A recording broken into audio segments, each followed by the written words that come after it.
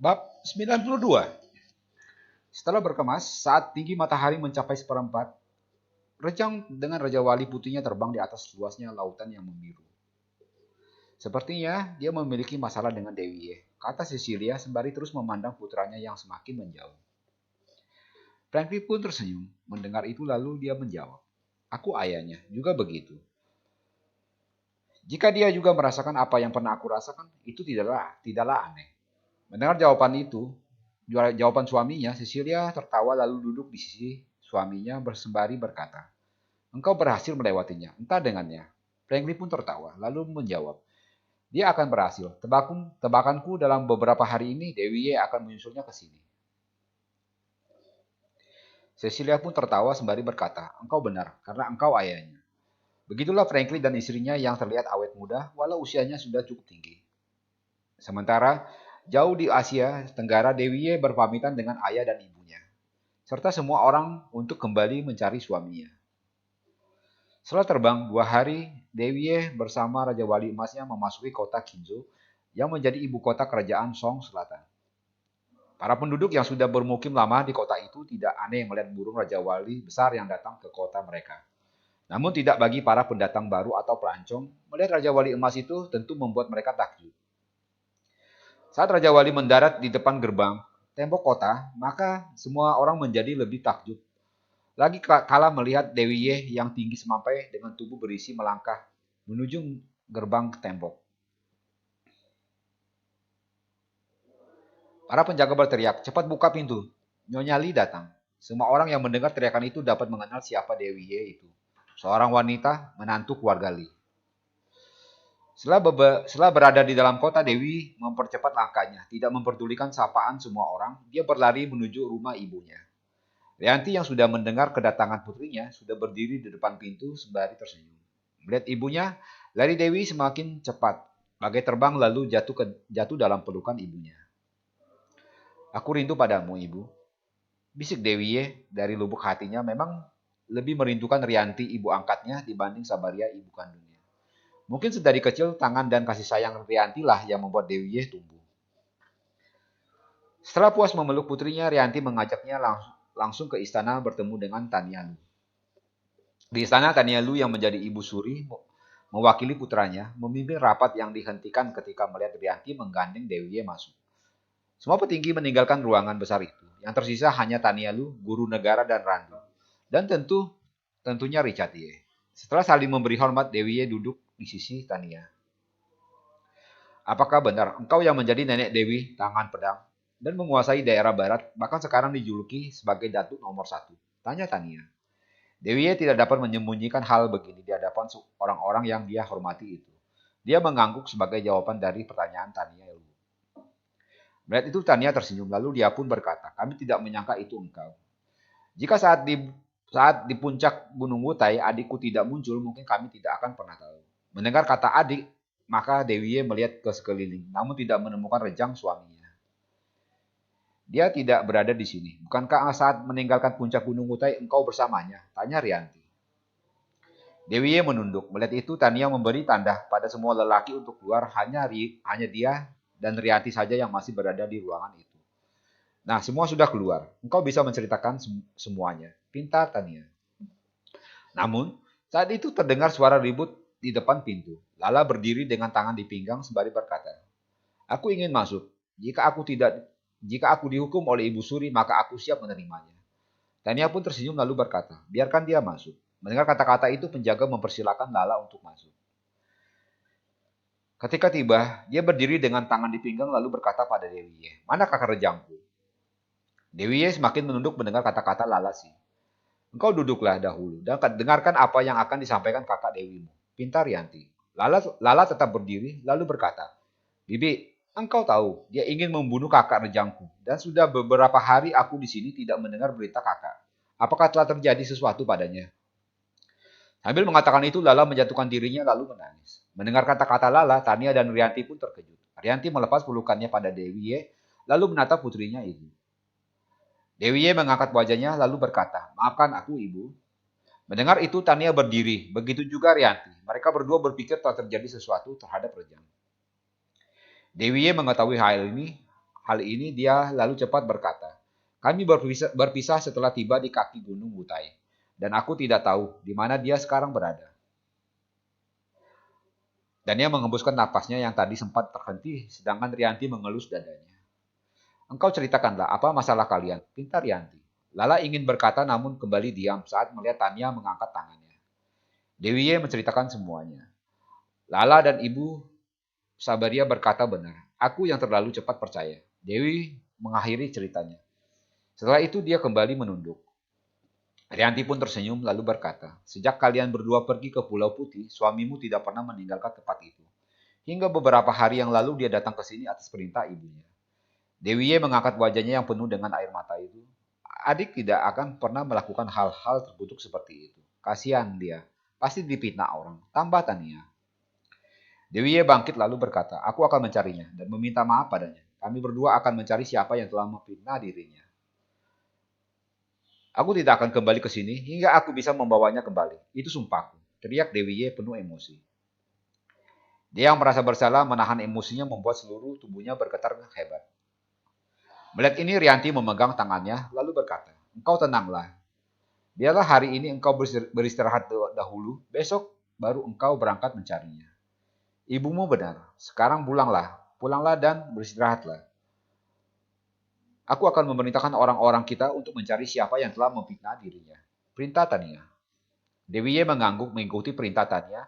Dia keluar bersama ibunya diikuti Lala kembali ke rumah mereka. Setelah tiba di rumah, Richard sudah duduk di halaman belakang menanti mereka. Saat melihat dua wanita cantik yang dia sayangi, memasuki halaman itu, Richard pun berkata, Ibu Suri sudah menurunkan perintah. Engkau hanya fokus mencari di mana Tuan Muda berada. Untuk mencari orang yang memfitnah dirinya, serahkan kepada ayah. Dewi Ye mengangguk lalu duduk di sisi ayahnya. Mereka berbagi cerita selama beberapa tahun tidak bertemu. Sementara itu, Rejang dengan Raja Wali Putihnya terbang menuju utara ke Batu Pedang di mana di sana pernah menjadi tempat tinggal Sebaijang. Setibanya di sana, Rejang melihat batu itu masih berdiri tegak dengan kokoh. Sedangkan rumah yang dia bangun hancur rata dengan tanah. Setelah berputar 3 kali, dia meminta Raja Wali Putihnya untuk turun di puncak batu itu. Saat dia turun dari punggung Raja Walinya, dia berdiri terdiam menatap matahari yang memang sudah mulai turun di ufuk barat. Kenangan di masa lalu saat bersama keluarganya dan terutama bersama Dewi Ye yang saat itu masih kecil menikmati indahnya matahari yang tenggelam. Beberapa saat kemudian, Rejang membalikan tubuhnya, mencoba melupakan semua kenangan. Dia melangkah menuju batu di depan pintu dan duduk di sana. Sementara itu, Raja Wali Putihnya bertengger di ujung batu pedang. Tampak begitu perkasa terkena sinar matahari sore. Tuannya sudah terlelap dalam semedinya. Duduk bersila di atas batu bulat. Tanaman obat yang hancur mulai tumbuh kembali. Terlihat indah terkena cahaya matahari. Sementara Rejang yang terlelap dalam tidurnya di Kinzo, Dewi Ye duduk termenung. Saat itu pintu kamarnya terbuka. Rianti masuk sembari tersenyum lalu berkata, semua belum terlambat. Ibu mengetahui siapa suamimu itu. Dia orang yang penuh kebijaksanaan, jadi temui dia dan ceritakan semua tentu dia akan mengerti. Dewi Ye menjatuhkan kepalanya ke pangkuan Rianti. Aku malu padanya, bisik Dewi. Rianti tersenyum lalu menjawab, temui dulu dan lihat situasinya. Ibu pikir putriku bisa menerima kesalahan dan meminta maaf. Buang jauh-jauh sifat malu itu. Dewi Ye diam memejamkan matanya, lalu dia berkata lirih, kemana aku harus mencarinya? Rianti menjawab, engkau bisa datang ke Pulau Putih. Mungkin dia masih berada di sana. Dewi bangkit lalu berkata, aku akan berangkat sekarang. Rianti tertawa melihat tingkah putrinya, lalu dia berkata, ini sudah larut. Andai pun dia berada di sana, tentu dia masih tidur karena engkau tahu jam berapa dia bangun setiap harinya. Jadi besok pagi setelah sarapan, engkau berangkat dan mungkin kakak dan Yamu ada titipan untuk putranya. Dewi Ye mengangguk sembari memeluk ibunya. Malam itu berlalu, Dewi tertidur bersama Rianti. Di pagi hari dia sudah mandi dan mengganti pakaiannya. Setelah berpamit, dia terbang dengan menunggangi Raja Wali emasnya. Karena tidak tahu arah, maka Dewi hanya bisa percaya pada Raja Walinya untuk membawa dia ke Pulau Putih. Walau tak dapat bicara, namun Raja Wali yang memang terlatih itu mengerti maksud tuannya. Maka dia meluncur dengan cepat menuju pulau di mana dia lahir dan dibesarkan. Tak butuh banyak waktu, dalam beberapa jam Dewi dapat melihat pulau kecil berwarna putih di bawahnya. Dua burung terbang meluncur dengan cepat ke arah mereka. Tidak ada yang menunggangi burung-burung itu. Mungkin melihat ada burung yang berputar-putar maka mereka mendatanginya. Setelah mengenal Raja Wali Emas itu, mereka memekik, melengking lalu turun ke pantai. Diikuti Raja Wali Emas yang ditunggangi Dewi Ye. Bab 93. Dewi Ye melompat turun, namun dia tetap berdiri karena melihat dua orang mendatanginya dengan kecepatan yang sulit dipercaya. Ketika dua bayangan mendekat, Dewi dapat melihat mereka. Ada ayah dan ibu mertuanya, sembari menggendong Liang Ho. Melihat Cecilia yang datang, Dewi melompat memeluknya. Ibu, teriaknya. Cecilia yang sudah melihat menantunya tersenyum menyambutnya dengan pelukan. Setelah melepas rindu, Cecilia membawa Dewi memasuki rumah mereka. Dewi menyerahkan titipan Tania untuk putranya pada Cecilia. Bagaimana keadaan di Kinzo? Tanya Cecilia. Dewi yang sudah duduk menjawab, semua baik-baik saja ibu. Franklin mengajak cucunya keluar karena tahu ada banyak hal yang akan diceritakan antara menantu dan ibu mertuanya itu. Setelah Franklin keluar, Dewi menangis sembari berlari ke pelukan Cecilia. Cecilia hanya bisa diam, mengelus kepala Dewi. Jika dulu Rianti tidak mengambilnya sebagai anak, maka Cecilia akan melakukannya, karena memang dia menyukai Dewi yang cantik jelita ini. Setelah tak ada lagi suara tangis, Cecilia berkata, ada apakah? Kenapa engkau tidak menceritakannya? Dewi mengangkat wajahnya lalu berkata, maafkan aku ibu, di manakah dia sekarang? Cecilia dan suaminya sudah menebak bahwa ada masalah antara putra mereka dengan menantunya ini. Dia pergi 2 hari yang lalu, jawab Cecilia. Mendengar itu Dewi bangkit lalu berkata, aku akan pergi sekarang dan mencarinya. Cecilia menariknya untuk duduk kembali lalu berkata, engkau bisa pergi setelah makan siang nanti. Sekarang bantu ibu memasak untuk ayah dan keponakanmu. Dewi pun tersenyum mengangguk. Dia mengagumi kebijaksanaan ibu dan ayah mertuanya. Mereka tidak bertanya masalah apa yang dihadapi dia dan suaminya, karena tidak ingin ikut campur dalam keluarga putra dan putri mereka. Mengingat itu, Dewi semakin merasa sangat bersalah. Namun dia tambah semangat membantu Cecilia untuk memasak. Karena dibantu, maka semua masakan sudah terhidang dengan cepat di atas meja. Keempat orang itu pun makan bersama tanpa suara. Setelah selesai makan, Cecilia berkata, menantumu akan pergi sekarang juga untuk menyelesaikan masalah mereka. Frankly yang sekarang memelihara jenggot dan kumis yang berwarna putih hitam itu pun tersenyum. Lalu dia berkata, semua masalah harus dibicarakan. Kalian berdua adalah manusia dewasa. Tinggalkan ego masing-masing dan saling mengalah adalah hal terbaik untuk menyelesaikan masalah.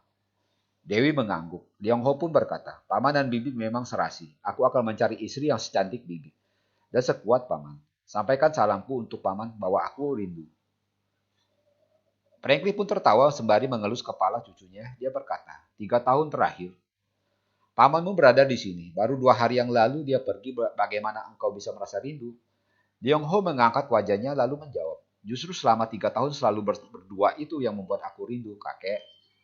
Mendengar jawaban itu, Franklin pun tertawa, begitu juga dengan Cecilia. Tidak bagi Dewi, yang mendengar itu, dia sudah tidak bisa berpikir tenang, karena sudah pasti dia yang bersalah, bukan suaminya. Setelah semua selesai, dia pun berangkat meninggalkan pulau itu bersama Raja Wali Emasnya. Rejang masih berada di puncak Batu Pedang. Dia sibuk mengurus tanaman yang tumbuh liar di halaman itu. Sudah 4 hari dia berada di sana. Setelah melihat hasil pekerjaannya, dia pun tersenyum sendiri. Dia dari merapikan tanaman obat itu hingga mengumpulkan banyak bahan obat yang sangat langka. Dan berencana untuk membuat obat dari bahan-bahan itu. Raja Wali Putihnya sekarang lebih betah tinggal di puncak itu. Jarang sekali dia pergi berburu untuk makannya.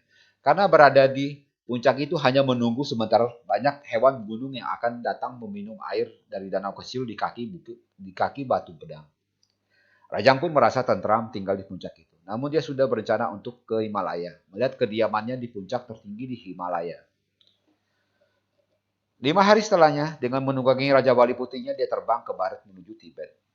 Sepanjang perjalanan, jika melihat sesuatu yang sedikit aneh atau keramaian, dia akan turun, entah untuk menonton atau membantu. Di saat seperti itulah, dia mendapat ejekan bahkan pengusiran dari penduduk desa, karena penduduk itu menganggap dia adalah si pincang pemetik bunga. Karena memang tidak ingin ambil peduli, jika diusir atau diejek, dia meninggalkan tempat itu dan melanjutkan perjalanannya menuju Tibet.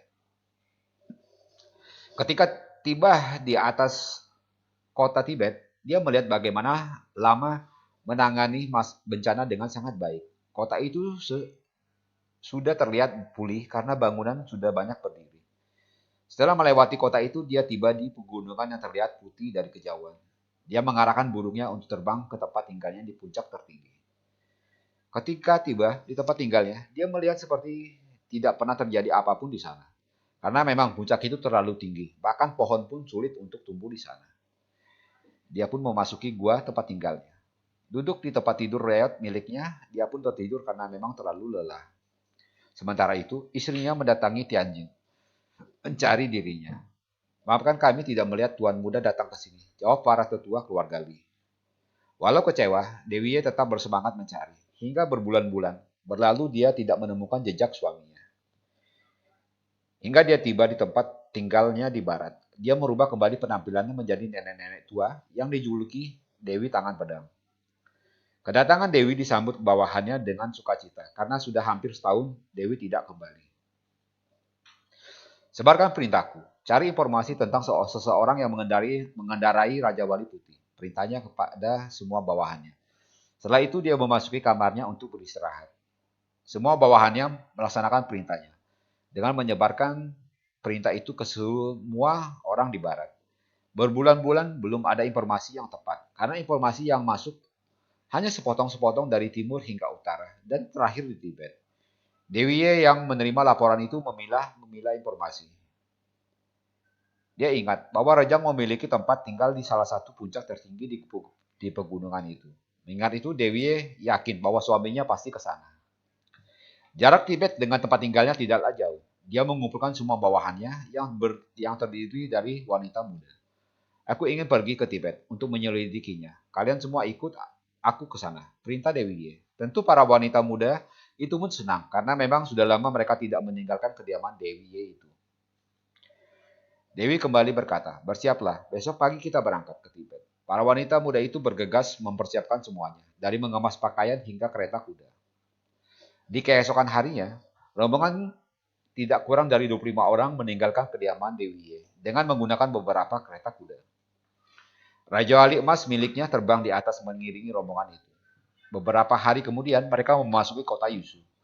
Dewi Ye ingat di sini keluarga Lam tinggal. Setelah mencari informasi dari penduduk Yushu, tidak sulit baginya untuk menemukan gerbang keluarga itu. Dia mendatangi gerbang itu yang dijaga oleh beberapa penjaga berbaju biksu penganut agama Tao. Setelah memberi hormat, Dewi Ye menyampaikan maksud kedatangannya. Mendengar siapa orang di hadapannya, maka penjaga masuk melapor. Tak lama, para tetua keluarga Lam yang sekarang sudah menjadi biksu dan pemimpin kuil Kunlun muncul.